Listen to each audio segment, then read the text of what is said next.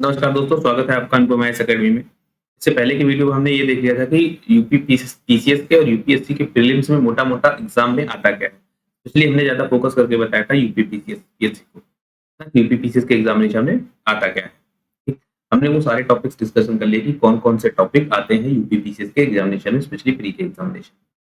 अब हमने इसको आगे बढ़ा के हम ये जानना चाह रहे हैं कि जो प्री में हमने सिलेबस दिए थे, जैसे आपको करंट अफेयर बताया था, आपको हिस्ट्री, ज्योग्राफी जो सारे सब्जेक्ट बताए थे, उसको हम सब्जेक्ट वाइज तोड़ लेते हैं कि किस सब्जेक्ट में से किस तरह के क्वेश्चन हैं और किस टॉपिक से रिलेटेड आ रहे हैं। तो जो मैंने आपको टॉपिक्स दिए हैं, इन टॉपिक से आप ये मान के चलिए कि 70% क्वेश्चन आपके सही आ जाएंगे यहीं से। ठीक, सही हो जाएंगे तो आप जो पढ़ेंगे तब सही होंगे। तो 70% क्वेश्चन आपसे आ जाएंगे। अब इसमें बचता है 30%।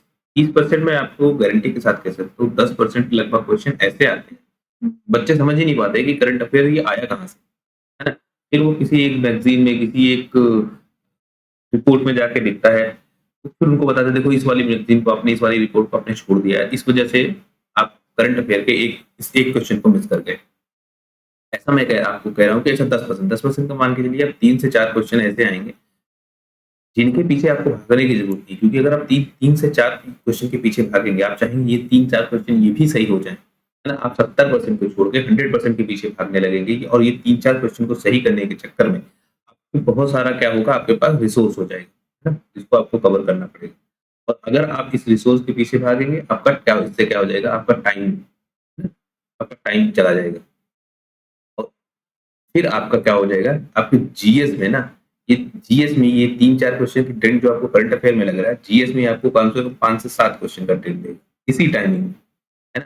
तो ये आपको मान लो आपके पास 2 ऑप्शन, आप इसके पीछे पड़िए करंट अफेयर के 3 से 4 क्वेश्चन के पीछे, फिर भी गारंटी नहीं है कि 3 से 4 आप कवर ये कर ले जाएँगे। आप हो सकता है 2 ही इसमें पकड़ पाएँ। लेकिन जीएस के आपके 5 से 7 नंबर आपके छूट जाएँगे, क्योंकि आपका रिवीजन कम होगा या आप किसी टॉपिक को जीएस के छोड़ देंगे, जिससे 5 से 7 क्वेश्चन आपके जीएस के छूट जाएँगे।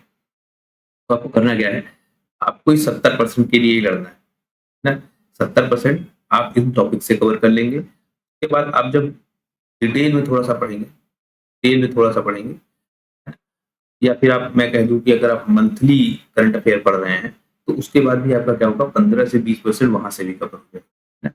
तो कुल मिला के लगभग 90% के आस-पास आप कवरेज बना ले जाएँगे। सिर्फ़ ये हॉट टॉपिक्स जो मैं आपको 27 टॉपिक्स बता रहा हूँ, इनके साथ, और एक आप मंथली मैगज़ीन कोई पढ़ लीजिए, या मंथली मैगज़ीन भी आप नहीं पढ़ पा रहे हैं, तो आप एक ईयरली कंपाइलेशन आती है, उसको पढ़ लीजिए। उससे क्या होगा, आप लगभग-लगभग 90% तक के टॉपिक कर लीजिए। 10% के पीछे मत भागिए, 10% को छोड़ दीजिए। 10% के पीछे मत भागिए, क्योंकि अगर आप इस 10% के पीछे भागते रह गए, तो आपके 5 से 7 क्वेश्चन चले जाएँगे इसके, जीएस के, और आपका ओवरऑल में जो है ना, ओवरऑल में आपका क्या हो जाएगा, नुकसान।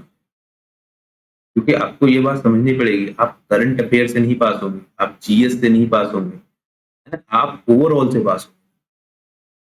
क्योंकि ऐसा सेगमेंट वाइज़ कोई सेगमेंटेशन थोड़ी ना है कि आपको करंट अफेयर में भी पास होना है, आपको जीएस में भी पास होना है, आपका ओवरऑल में आपको पास होना है ना?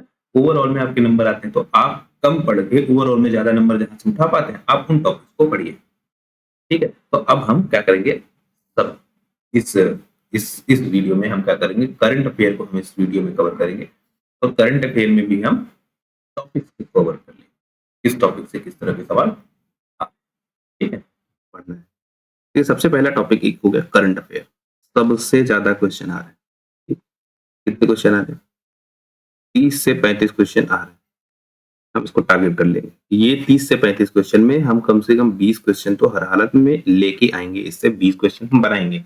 मतलब 20 नंबर मुझे कम से कम करंट अफेयर से चाहिए। 30 से 35 सवाल तक जा रहा है ये पूछ के। ठीक, हमने 20 क्वेश्चन को टारगेट रखा कि इतना हम करेंगे। देखिए, टारगेट भी ऐसा नहीं रखेंगे कि हम 30 में से 30 कर ले जाएँगे, ये पॉसिबल ही नहीं है। तो हम टारगेट भी ऐसा कैलकुलेट करके रख रहे हैं कि जो अचीवेबल है ना? अब करंट अफेयर में हम क्या पढ़ें? क्योंकि करंट अफेयर में तो बहुत सारे टॉपिक्स आ रहे हैं। ठीक, जैसे अभी हाल ही में देखिए, हाल ही में आपको क्या है, नोबेल प्राइज़ मिले हैं लोगों को, ठीक? नोबेल प्राइज़ चर्चा में। तो आप एक नोबेल प्राइज़ क्या करिए, इसका ए टू ज़ेड निकाल लीजिए। कैसे? नोबेल प्राइज़ पहली चीज़ तो देता कौन है ना? तो देखिए कि कौन देता है, ठीक? किस क्षेत्र में देता है ना? किस क्षेत्र में देता है? किसको मिला है इस साल का। ठीक, एक बैकग्राउंड में जाके आप देखें कि भारतीय कोई है, किसी इंडियन को ये इससे पहले नोबेल प्राइज मिला है और किस क्षेत्र में मिला है, इतना आप देख लेंगे नोबेल प्राइज। ठीक? लगभग लगभग ये पूरा काम आप 1 घंटे में कर लेंगे। पूरी पॉसिबिलिटी है कि 2 क्वेश्चन यहां से बन सकते हैं, ज्यादा भी हो सकते हैं, लेकिन एक तो बेयर मिनिमम आप मान के चलिए, बेयर मिनिमम है कि एक क्वेश्चन तो कम से कम आपका यहां से बनता है। दूसरा इसरो के अभियान, मतलब पूरे साल आप देखेंगे इसरो चर्चा में रहा है। ठीक, उसमें आप देखेंगे चंद्रयान चर्चा में रहा है, आदित्य L1 चर्चा में रहा है, 2 बड़े फेमस मिशन। इसके अलावा और भी बहुत सारे मिशन। तो आप एक तो काम करिए, क्या इसरो के अभियान आप ले, सबसे पहले तो आप इसरो के बारे में जान लीजिए। दूसरा, आप इसरो के अभियान जो हुए हैं ना नए, ठीक, उनके बारे में जान लीजिए। पॉसिबिलिटी है एक क्वेश्चन की यहां से। अगले टॉपिक पे आते हैं, नासा के भी अभियान जानिए, है ना। इसरो आपने इंडिया के जान लिया, नासा के भी आप अभियान जानिए। जब आप नासा के अभियान के बारे में जानेंगे तो नासा के फॉर्मेशन के बारे में भी जानिए, नासा कब बना। ठीक, कौन कौन से बहुत बड़े मिशन है, जैसे इसरो का मान लीजिए चंद्रयान मिशन है, चंद्रमा के लिए, तो नासा का क्या कोई ऐसा मिशन था तो कब था, है? आदित्य L1 है, सूर्य के लिए मिशन है, तो नासा का क्या कोई ऐसा मिशन था ना। इंटरकनेक्ट करके आप पढ़िए, एक दूसरे को कनेक्ट करिए और तब पढ़िए। तीसरा आप जैसे आ लीजिए मिसाइलें, है ना। अब ये मिसाइलें कौन सी है, रक्षा क्षेत्र वाली होंगी। ठीक, DRDO भी हो सकता है इसको बनाया हो, या भारत ने क्या कहीं से बाहर से खरीदा है कोई मिसाइल, किसी बाहरी देश से क्या कोई मिसाइल भारत ने खरीदा है, इसको देख लीजिए। भारत में जो प्रमुख बैठकें हुई, जैसे कोई अंतर्राष्ट्रीय बैठक हुई, जैसे G20 की बैठक हुई, क्या उपलब्धियां रही, G20 की बैठक कहाँ कहाँ हुई, है ना। जैसे मंत्री स्तर बैठक कहीं अलग हुई, है ना। ठीक, विदेश मंत्री कहीं अलग बैठे, ठीक, मुखिया जो देश के रहे जैसे राष्ट्रपति या फिर प्रधानमंत्री, वो सब अलग अलग जगहों पे आके बैठे। तो इनको आप कर लीजिए। यूपी में बैठकें जो हुई है सबसे मेन, G20 की बैठकें यूपी में भी हुई है, देख लीजिए करंट अफेयर में, यूपी स्पेशल में है ये। और यही बैठकें आप देख लीजिए इंडिया में भी, यूपी के साथ साथ आप इंडिया में भी देख लीजिए कि यूपी इंडिया में भी कौन सी अंतर्राष्ट्रीय स्तर की बैठकें हुई हैं इस साल। विश्व के प्रमुख राष्ट्रपति, अब आप क्या कहेंगे इसमें, क्या विश्व के सारे राष्ट्रपति आपको देखने हैं, नहीं। एक तो या तो वो राष्ट्रपति विवाद में हो, ठीक, पहली चीज, या तो वो विवाद में हो। दूसरी क्या हो, या तो नई नियुक्ति हो, ठीक। तीसरी क्या है, या तो वो 15 अगस्त को या 26 जनवरी को भारत में आया हो। ठीक? तो ये 4-5 क्राइटेरिया रख के आप उस ऐसे देख लेंगे तो आपको पूरे वर्ल्ड में से लगभग 8 से 10 राष्ट्रपति याद करने पड़ेंगे। पॉसिबिलिटी है, गारंटी नहीं है, पॉसिबिलिटी है कि यहां से भी एक क्वेश्चन आ जाए। ठीक, अगला टॉपिक क्या है, एक नेशनल फिल्म अवार्ड होता है। ठीक? नेशनल फिल्म अवार्ड में आपको याद करना पड़ेगा कि किसको ये अवार्ड मिले हैं। इस नेशनल फिल्म अवार्ड में एक तो आप एक्टर को याद करिए, एक्ट्रेस को याद करिए, तीसरा याद करिए किस फिल्म को अवार्ड मिला है ये, और उस फिल्म, जिस फिल्म को, और जो फर्स्ट पोजीशन की फिल्म है उसका डायरेक्टर कौन है, उसका प्रोड्यूसर कौन है, इसको आप याद कर लीजिए। ठीक, ब्रिक्स जैसी संस्था है, अगर ये चर्चा में है, अगर ये चर्चा में, तो इसके बारे में भी याद करिए। वैसे लगभग लगभग ये कहीं ना कहीं चर्चा में आ ही जाती है पूरे साल के दौरान, तो इसको आप जरूर याद करिए। ठीक, फिल्म फेयर फेस्टिवल होता है, जैसे नेशनल फिल्म अवार्ड होता है, नेशनल फिल्म अवार्ड होता है, वैसे ही फिल्म फेयर फेस्टिवल हो रहा है।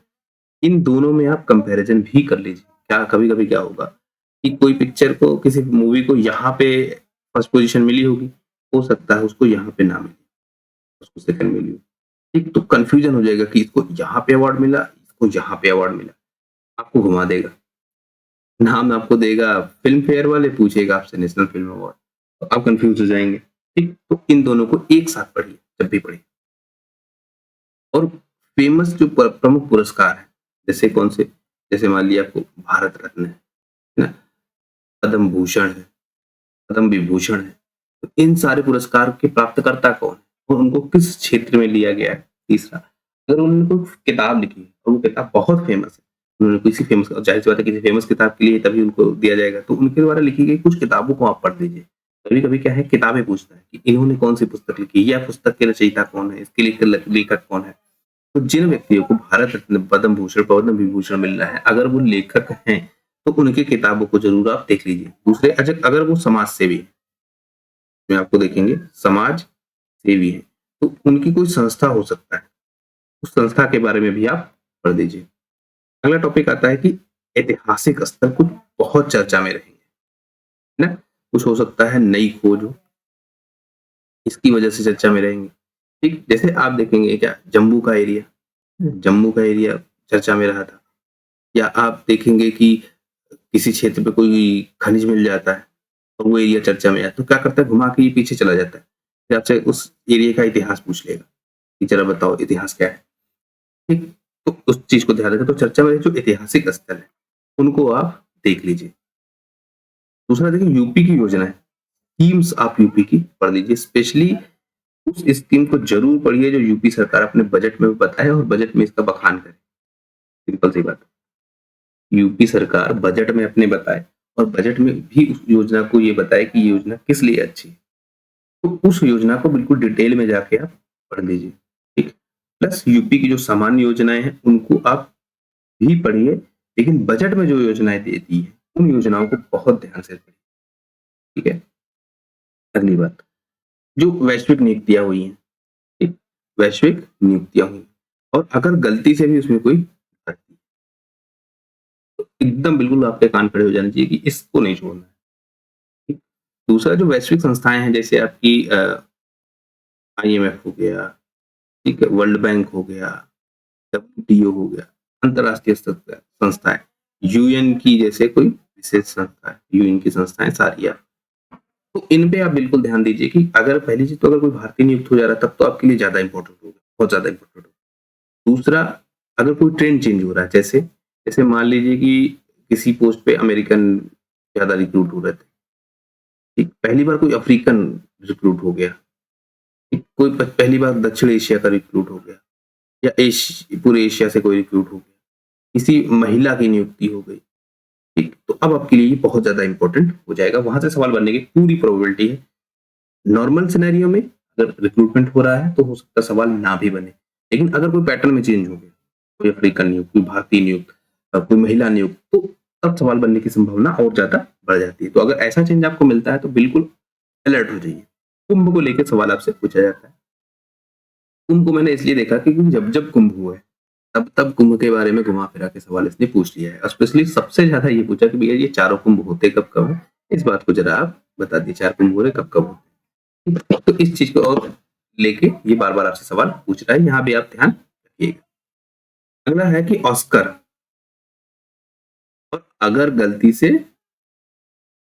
भारतीय को मिला है कोई ऑस्कर, प्लस इसमें आप देखिएगा एक तो आप नॉमिनेशन क्या है, भारत की तरफ से नॉमिनेशन है, तो भारत की तरफ से क्या, कौन सी फिल्म, मूवी, गाना, इस तरह का क्या नॉमिनेशन था भारत की तरफ से। दूसरा, ये मिला किसको है ऑस्कर, है ना, तो इस चीज को भी आप ध्यान में रखेंगे। अगले टॉपिक जैसे आते हैं पद्म विभूषण, जैसे मैंने आपको बताया था प्रमुख पुरस्कार में पद्म विभूषण को ये पूछता है, और खास करके व्यक्ति को पूछता है इसको मिला है। ठीक, गणतंत्र दिवस, स्वतंत्रता दिवस के मुख्य अतिथि कौन है, जैसे मैंने आपको अभी यहाँ बताया था कि चर्चा में रहे कौन से विश्व के प्रमुख राष्ट्रपति में से, और उस पर भी गणतंत्र दिवस वाले को आप बिल्कुल डेडिकेटेड होके देख लीजिए। वैश्विक विवाद के प्रारंभ या अंत, कोई विवाद शुरू हुआ है, जैसे जैसे मान लीजिए कि अभी पश्चिम देशों में कुछ विवाद है, या मान लीजिए कि रसिया या फिर जिसको रूस कहते हैं, रूस या यूक्रेन के बीच में युद्ध चल, तो इन दोनों के बीच में अगर शुरू कब हुआ उस बात को लेके चर्चा में स्थल रहे इनके, उस बात को लेके। तीसरा, मध्यस्थता कोई कर रहा है ना, मध्यस्थता कोई कर रहा है इस विवाद को समाप्त कराने के लिए, तो उस बात को लेके भी आप अलर्ट रहेंगे। तो वैश्विक विवाद अगर कोई हो रहा है, कोई विवाद बहुत लंबे समय से चल रहा है, जैसे मान लीजिए कि इजराइल को लेके विवाद है ना, इजराइल को लेके विवाद है, इजराइल और फिलिस्तीन को लेके विवाद है, आप उसको ध्यान से देख लीजिए कि ये विवाद क्या है, इसकी जड़ क्या है। ठीक है, अगला टॉपिक आप लिखें कि कोई बहुत फेमस पुस्तकें हैं, कोई प्रमुख पुस्तकें हैं, उसको आप देख लीजिए। दूसरा, भारत की प्रमुख वैश्विक समझौते, कोई इंटरनेशनल ट्रीटी हो रही है भारत की अगर, और खास करके अगर वो ट्रीटी ट्रीटी हो जा रही है आपकी पर्यावरण से लेके, तब तो बिल्कुल आप अलर्ट हो जाइए, सवाल बनने की पूरी पॉसिबिलिटी है। ठीक, पर्यावरण से लेके अगर कोई ट्रीटी हो रही है तो उस पर ले जाइए। और दूसरा, अगर कोई लंबे समय से कोई विवादित मुद्दा है, ठीक, जैसे मान लीजिए WTO में कोई विवादित मुद्दा है और उस पर एकदम से ट्रीटी होती है, आप बिल्कुल अलर्ट हो जाइए, यहाँ से अलर्ट हो जाइए, यहाँ से सवाल आपके आने की पूरी संभावना है। प्रमुख गवर्नर की नियुक्ति स्टेट्स में, ठीक, इस बात पे भी आप देख लीजिए कि एक बार इसको सरसरी निगाह से, बहुत इंपॉर्टेंट नहीं है लेकिन सरसरी निगाह से जरूर इसको देखिए। ध्यान ज्यादा तब दीजिए यूपी का गवर्नर, बिल्कुल अलर्ट रहिए इस बार में। ठीक, और यूपी के गवर्नर में भी आप पीछे जाके भी थोड़ा देख लेंगे कि पहला कौन था। ठीक है, महिला में पहला कौन था, ये ध्यान रखें। चर्चा में कुछ प्रजातियां हैं, उनको भी आप ध्यान में रखेंगे। ठीक है, जैसे जो IUCN की है और रेड डेटा बुक आ रही है, IUCN की रेड डेटा बुक आ रही है, उसमें किसी स्पीसीज का स्टैंडर्ड अगर और डिग्रेड हुआ है, पहले मान लीजिए, पहले वो मान लीजिए क्रिटिकली इंडेंजर्ड थी, क्रिटिकली क्या थी, इंडेंजर्ड थी, क्रिटिकली इंडेंजर्ड से आ गई है वो विलुप्त प्रजाति में। ठीक, बिल्कुल ध्यान रखिए इसको। ऐसे ही कोई विलुप्त प्रजाति से मान लिया था और वो आगे क्रिटिकली इंडेंजर्ड में या इंडेंजर्ड में आ गया है, मतलब उसकी जनसंख्या बढ़ गई, तो उसको भी आप ध्यान में रखिएगा। प्लस कोई भारतीय प्रजाति इसमें अगर ऐड हो रही है ना, तो आप इसको जरूर ध्यान में रखिए। वैसे ही रेड डेटा बुक, जैसे मैंने इसका बताया, तो रेड डेटा बुक एक बार आप देख लीजिए, आप एक बार देख लीजिए जरूर, इसको आपको आइडिया हो जाएगा। ऐसे ही आप चलिए पर्यावरण संरक्षण की प्रमुख योजना, कोई इंटरनेशनल ट्रीटी हो रही है अगर पर्यावरण को लेके, तो आप थोड़ा सा अलर्ट हो जाइए। ठीक है, प्रमुख योजनाएं, अब इसमें आप केंद्र की योजनाएं भी शामिल करिए। तो जैसे यूपी की योजनाएं हमने देख ली थी, अब हम इसको केंद्र की योजनाएं भी देख रहे हैं। ठीक, इस पर इन सबको आपको देखना होगा। और कुछ रिपोर्ट है, अंतरराष्ट्रीय रिपोर्ट है, जहां से आप सवाल पूछे जाते हैं कि ये वाली रिपोर्ट आई है, IMF की रिपोर्ट है कि IMF की रिपोर्ट है, या ये वर्ल्ड बैंक की रिपोर्ट है, या किस संस्था ने जारी किया है, इसकी थीम क्या है, इसकी थीम क्या है, रैंक क्या है भारत की, रैंक क्या है भारत की, प्रथम स्थान पे कौन है, ये सब कुछ आपसे पूछा जाएगा। तो इन पे भी आपको ध्यान में रखना होगा। तो वैश्विक रिपोर्ट को भी आपने ध्यान में रखा, उनकी थीम को भी आपने ध्यान रख लिया। ठीक, और कुछ थीम्स इसलिए ऐसे भी याद रखनी है आपको, जो भारत में आयोजित हो रही है बैठ के, अगर कोई उसकी भी थीम आपको, G20 की थीम आप जरूर याद रखिएगा, बहुत बड़ा आयोजन था ये, तो आप इसको जरूर याद रखिए। G20 का पूरा ढंग से आप इसके सारे एस्पेक्ट को आप कवर कर लीजिएगा, क्योंकि ये बहुत हॉट टॉपिक था, बहुत इंपॉर्टेंट। तो हमने ये देख लिया कि हमको करंट अफेयर में कितने टॉपिक पढ़ने हैं। अगर मैं इनको गिनती मिली, आप पूरा करंट अफेयर पूरे साल भर का करते जाइए। हमने क्या किया, देखिए हमने क्या कर लिया, हमने टोटल करंट अफेयर से 27 टॉपिक निकाल लिए। भैया इन 27 टॉपिक्स को हमको नहीं छोड़ना है, इन 27 टॉपिक से क्वेश्चन आते हैं, हम जब भी यहाँ से क्वेश्चन आएगा हम उसको सही करने के इस स्टेज पे होंगे। एटलीस्ट 90% हम इस कंडीशन पे है कि हम इसको सही करेंगे। ठीक है, अब देखिए यहां से क्वेश्चन आपसे कितने आ रहे हैं, 40 से 45 क्वेश्चन आ रहे हैं। 40 क्वेश्चन 45 क्वेश्चन तक भी आता है, एटलीस्ट वाले हम ले लेते हैं 40 लेते हैं, इससे भी नीचे आ जाते हैं 30 ले लेते हैं, इससे कम नहीं पूछेगा आपका करंट। 90% हम लोग पहुंच रहे हैं। तो अगर हम 90% पहुंच रहे हैं तो इसका मतलब हम कम से कम 27 क्वेश्चन तो यहाँ से करने बनता है, हमारा बनता है ना। तो 30 में से अगर हम 27 क्वेश्चन कर पा रहे हैं, एक अच्छा स्कोर करंट अफेयर।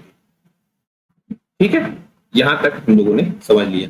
अब आपका सवाल ये हो सकता है कि करंट अफेयर पढ़े कैसे ना, उसको एक और डिटेल वीडियो में आपके सामने लेके आऊंगा, जिसमें मैं बिल्कुल डिटेल में बताऊंगा कि करंट अफेयर को पढ़े कैसे और किस सोर्स से पढ़े, क्या डेली न्यूज़पेपर पढ़ें या ना पढ़ें, मंथली मैगजीन पढ़ें या ना पढ़ें, या ईयरली कंपाइलेशन ही पढ़ लें, कि क्या पढ़ें जिससे करंट अफेयर कम समय में ज्यादा क्वेश्चन अटेम्प्ट करने की क्षमता हमें आ जाए।